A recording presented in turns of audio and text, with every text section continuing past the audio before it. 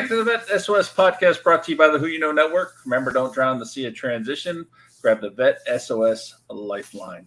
I hope everybody's ready for a great episode today. We have the team from MILCRUIT here with us to talk about their organization, what they're doing, and how they're helping our community. Can't wait to get into it. Unfortunately, Monty couldn't join us today, but we do have Karleton, Lawrence, and Dara, Lora from MILCRUIT with us that are part of the co-founders of that organization. Real excited to get into talking with them. I'm here as always with Eric. Eric, how you doing today?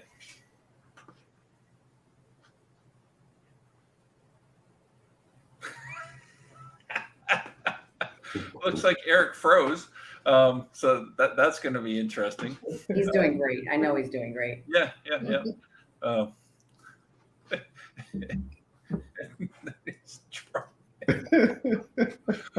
Oh my goodness gracious. This is awesome. Okay, so that's what makes recording this so much fun.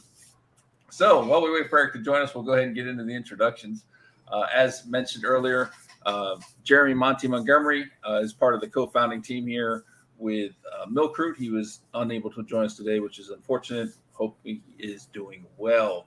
We also have Karl with us, who is one of the co-founders and serves as the director of Talent Grow Military. Talent Grow Military connects with employers to provide multiple pathways to employment, apprenticeships, internships, earn and learn, and much more. He retired from the Marines after 30 years of service.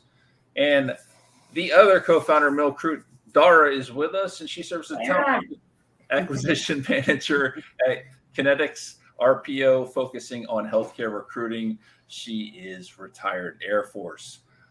Thank you all for joining us today. Please, let's start with Dara. Tell us a little bit about your journey. You know, you were active duty, then you started transitioning into retirement and in the next phase in life. Tell us how all of that went. How'd your transition go? Well, it went. So yeah, Dara here. It was interesting when I decided to start actually transitioning out of the military. Then you start to realize like the support, what's there and what's not. So I learned that all on my own, which was quite interesting. But when I retired, I kind of took some time with my family. I was like, let's take some time off to really find myself, as they say. But what's crazy is, I left the Air Force in recruiting, and after a year off, found myself back in recruiting with the help of my network. I picked up the gig that I have now that I've been in for about a year and a half, working for an RPO firm, essentially recruiting for all kinds of things, but right now focusing on healthcare. And just kind of, there's a lot of companies that focus on veteran hiring. They have programs for it. Unfortunately mine doesn't, but they are working on it with, a lot of pushes from people internally to include myself, and they're open to it, which is a huge win in itself, right? Just them being open to it. And then I really wanted to get myself involved with, an organization or a program or volunteering or just something to where I could really support veterans in their transition, especially with the job hunt, since recruiting is something I'm passionate about. And luckily I found my way to Monty and Karl, and they, took a chance on me to bring me into their thought process into what, MILCRUIT was going to be, which, we're still in that thought process and really launching it, but I'm just grateful that they took a chance on me to actually let me join them in this MILCRUIT initiative. That is awesome. Absolutely awesome. Karl, how about you? Tell us a little bit about your background, how you got into this. Yeah, man. To be honest, it's not a traditional path. I don't think I haven't met a lot of people who kind of took the same path that I took as far as my transition. But after 30 years, when you're on active duty as a Marine, senior enlisted, Marine Corps has two tracks. So you can be a sergeant major, or you can be a master gunnery sergeant and stay within your original MOS. So I stayed within my original MOS track as a master gunnery sergeant. You can only do 30 years unless you're working directly for a general officer or something like that. So I knew that my career was going to be over at 30. So I had time to pre-plan for my retirement. prior, my transition. And so I went to TAP, just like everybody else, but I went really early. I went the first time I went through Boost the Business. My intentions were to start my own business when I left the military. But then once I got within my last year of service, I decided to go to TAP again, go through it again. Went through it with my wife. All the stuff that I didn't capture, she captured. All the stuff that she didn't capture, I captured. So we kind of team efforted. And then once I was getting ready to retire, I had no intention after 30 years, my whole adult life being spent in the military, since I was 17. My intention was to put all my plans together, to eventually start my own business, just chill out for a couple of months. But I got a phone call from someone I had spoken to a few years prior about an idea that I had about recruiting within the IT space, which is what I did in the military. So my intention was to do something in the IT space. And it's funny that Dara works, right now, sourcing for healthcare, because that was the other thing that I was interested in doing: IT and healthcare recruiting, military talent. I spoke with a person that I had a conversation with years ago. He called me, said his COO wanted to talk to me about an opportunity right after I retired, but I really wasn't interested at that time because, again, I was just retiring. I was a geo bachelor for the last 5 years of my career. So my family was in Texas. I was in California. So that was really, really tough. Having my family here, my son's going to high school, and me being in California, my daughter was in college. So I had no real intentions on going straight into the workforce. So I really was kind of apprehensive about taking a meeting. Long story short, he ends up calling me about a month or two later after I refused the first meeting, saying that the COO wanted to speak to me again. I ended up taking the meeting this time, speaking to the COO. I ended up coming on originally as a veterans outreach coordinator, just working part-time because the company was their Hamilton Riker is the company that I currently work for. They're a staffing company, been around about 52 years, and they were really, really good at what they did, staffing. They were very good at it. But one thing that they did not understand was the military community, and they wanted to bring someone like me into their organization so that they could understand the military community. So this organization was very proactive about bringing someone in that lived a life. My wife was active duty Marine as well, then became a military spouse. My son is active duty right now. So I understood the military community as a whole, every aspect of it. And so I ended up originally coming on part-time, and then, like most of us veterans, we start doing a bunch of stuff that we think needs to be done that nobody asked us to do. And so that ended up creating its own division that I'm currently the director of. And that was kind of my journey into Talent Grow Military, and also led to a meeting with Monty, Jeremy Montgomery. That led to a meeting. He and I had a lot of similar things in common, and then had some conversations, and then we ended up coming up with the idea where he actually came up with the idea name for MILCRUIT. And not to dismiss Dara on being part of MILCRUIT. She was the main spearhead behind our logo, actually. Nice. It's a fantastic journey. And I got to say, Eric, correct me if I'm wrong, but I think Karl is the first guest we've had who said that they started their transition early. Almost all of them have, been behind the 8 ball, rushing to get through it.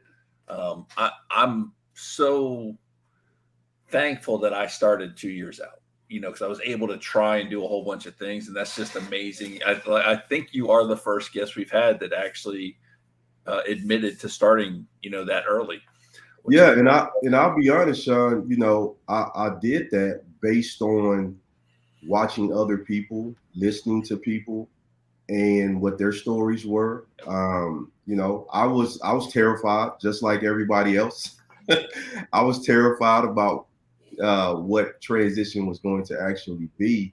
But the one thing that I will say, though, Shawn and Eric, is I did not really do your traditional, at least in my mind, network with people on the outside.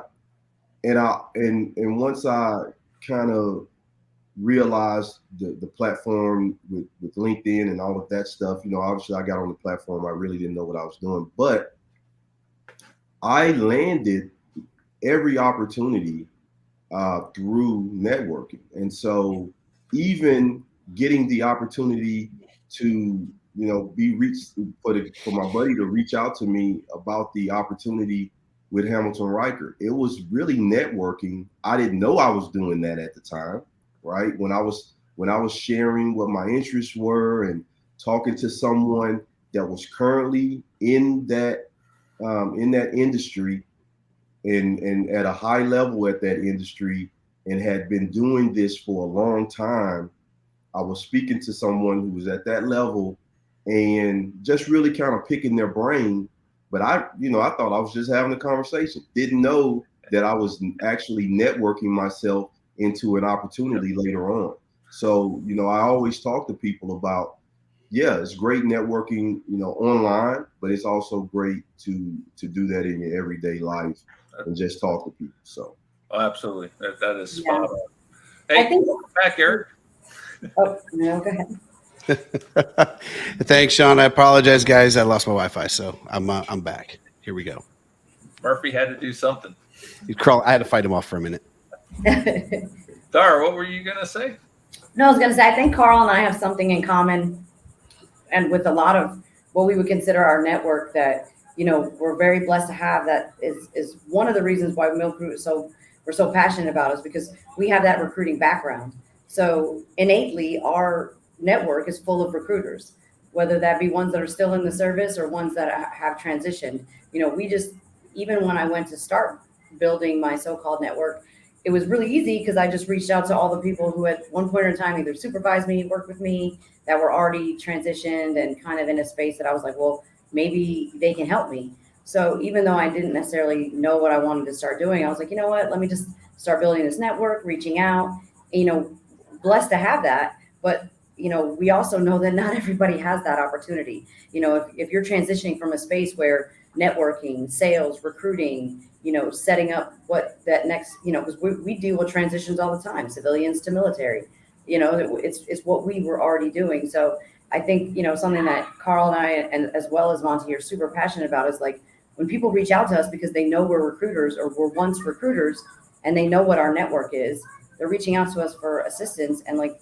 what if we can't help them? Like I recruit for healthcare.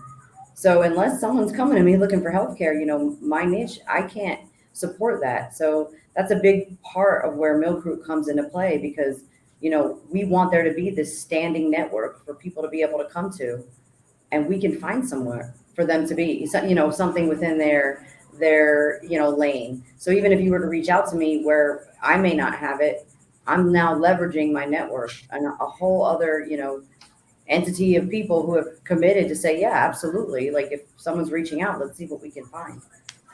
Well, absolutely. And I think that's something I've learned talking with recruiters. I mean, you guys do a fantastic job about building your networks and using your networks, to help people find those jobs, which is fantastic. So Eric, since you joined us again, go ahead and jump over to you. You want to lead us into MILCRUIT? Yeah. So I think, first of all, both of you have done, you guys are both shining examples of what building a network looks like. Right. And I think that's why we have that old saying, right? Your network is your net worth. And I think that's an important piece for all of us to take away, is that you have to build that network. None of us are designed to do this alone. And so you have to build that network of people that to lift you up and move you forward. So, okay. So we've started talking about MILCRUIT. Tell me, and Dara, I'm going to throw this at you. Tell me, what is the aim, right? What's the aim behind MILCRUIT? What is, because I have described this thing on LinkedIn as a movement. I have talked about it as a collective, but tell me what is the movement? What is the aim behind it? I mean, it is ultimately all those things, and it's crazy as this thing evolves. It's an ever changing thing. Just with because you have to be flexible, right? But essentially, when Karl and Monty came with this MILCRUIT idea, their passion was laying in the fact that how do we create a different opportunity for those veterans and their family members that are transitioning, or even if it's a mil spouse PCSing, or doing something different within that lane. But how do we provide, whether that be called a collective, or we call it a community, where can they go to know that there's going to be people there that have already dedicated themselves to say, we will make sure that we connect you with someone, not an ATS system, not send me your resume and I'll see what I can do, I'll pass it along, but people that have committed to saying, yes, we have positions available, not because a lot of times we reach out to people who aren't even in the recruiting space. They just know someone in HR, but we have dedicated recruiters, talent acquisition professionals that have access to open positions. And that is the primary focus, is that our network, it isn't people who could possibly have something for you one day, but we legit have, individuals that have open positions. So that is, I think, ultimately, bottom line, no matter what this evolves into, that is always going to be the basis of our community, is individuals in a space to provide meaningful employment opportunities to people, within the veteran community. That's so powerful. That's the thing that we need, right? None of us veterans, none of us want a handout, right? We just need a hand up. We just need somebody to show us the ropes, kind of show us which way to go. And having the folks like you and the rest of the MILCRUIT team and that community, just to kind of be, they say all ships rise on the rising tide, right? So if we're all lifting each other up, then we're all succeeding. Okay. So I understand the purpose behind it. Karl, tell me, how does this work, right? How does the average transitioning service member, mil spouse, how do we find you? How do we get in touch? How does this whole thing work? If I'm coming to you out of transition, how does it work? Yeah, man. So we're really simple. We try to keep everything as simple as possible, and we try to make sure that, just like Dara said, we want to put you directly, the job seeker, directly in contact with the person that has the job. We want to put you in direct contact with the person who can get you to the hiring manager. So if someone reaches out, first of all, follow MILCRUIT is the best thing that you can do. Is follow MILCRUIT on LinkedIn. We post stuff all the time. So events, we were just part of the VET S.O.S industry event. We brought 40 recruiters along with us for that event. But what we would do with someone who has a particular skill set, or they want to be in a particular industry, they connect with us, whether it's us, me, Dara, Monty, Eric, anybody who's part of our community, right? They can connect with any of those folks, and then they would say what industry they're interested in, or what role they're interested in, and we have a directory. It's literally our directory on our platform, Meritorious, that we're on right now, is a map. And it's got your face, each person's face, located on the map where they are located and where they are sourcing.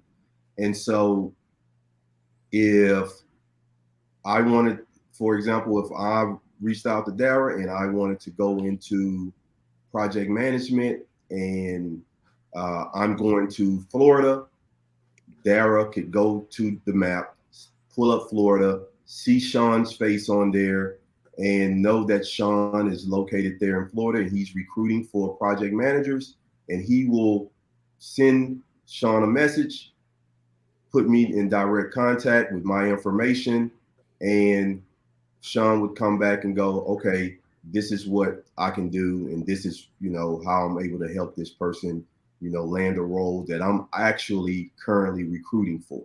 So that's the other part of it.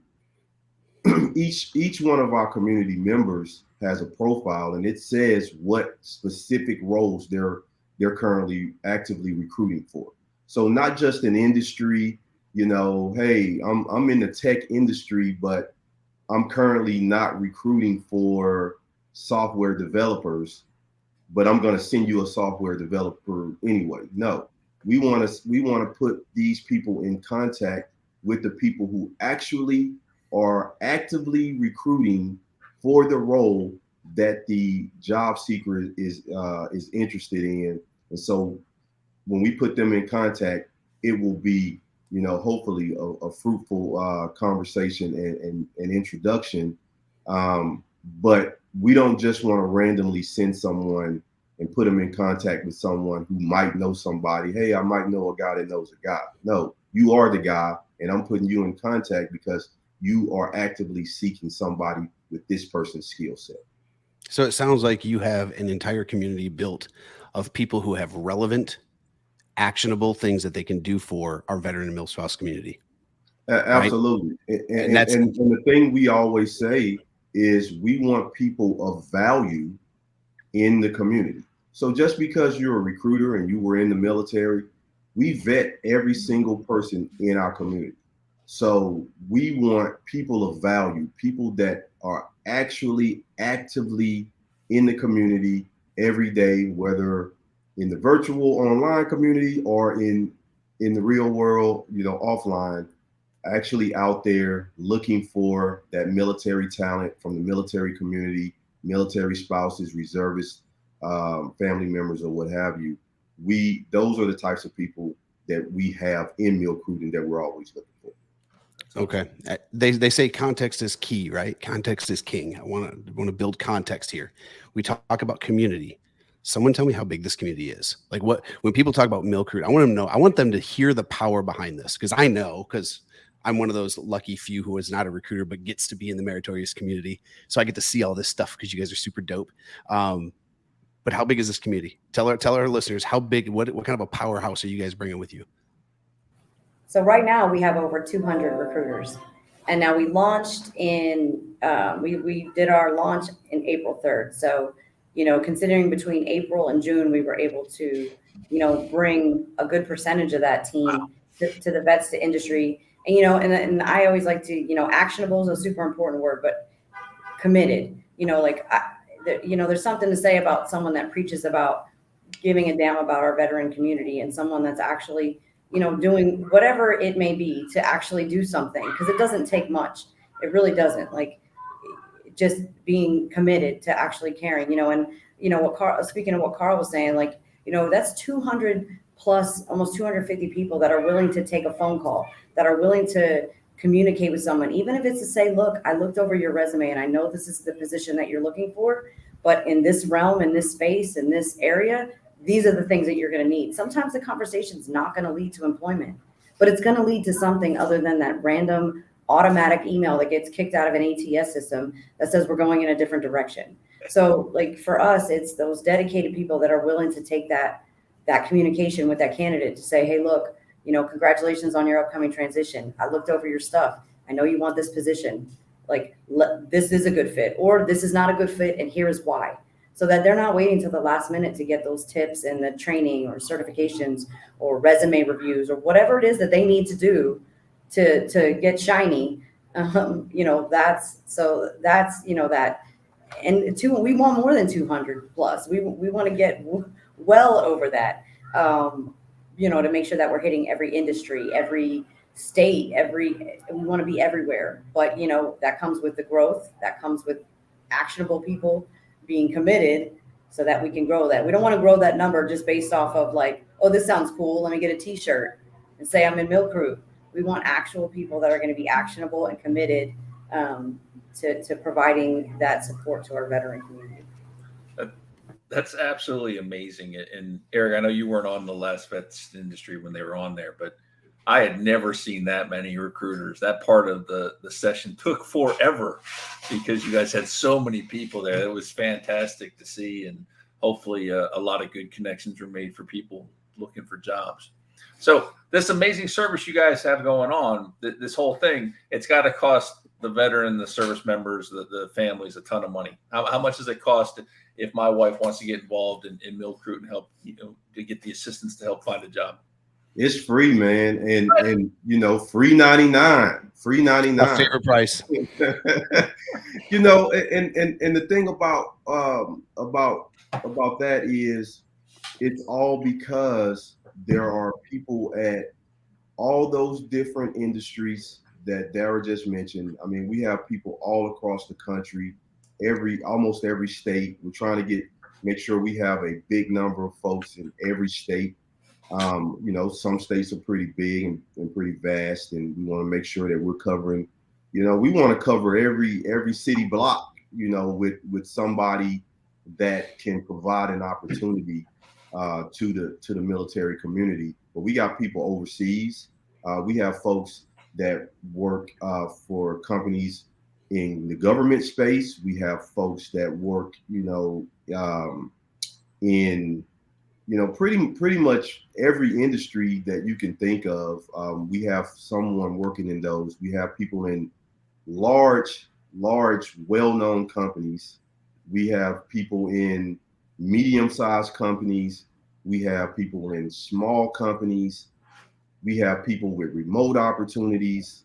We have people with skill bridge opportunities, apprenticeships, internships, direct hire, and the list goes on and on, earn and learn, whatever. There are so many opportunities available across the country and in a few spots overseas, but we are always looking for more people to be in the community. That 200 is great, but guess what?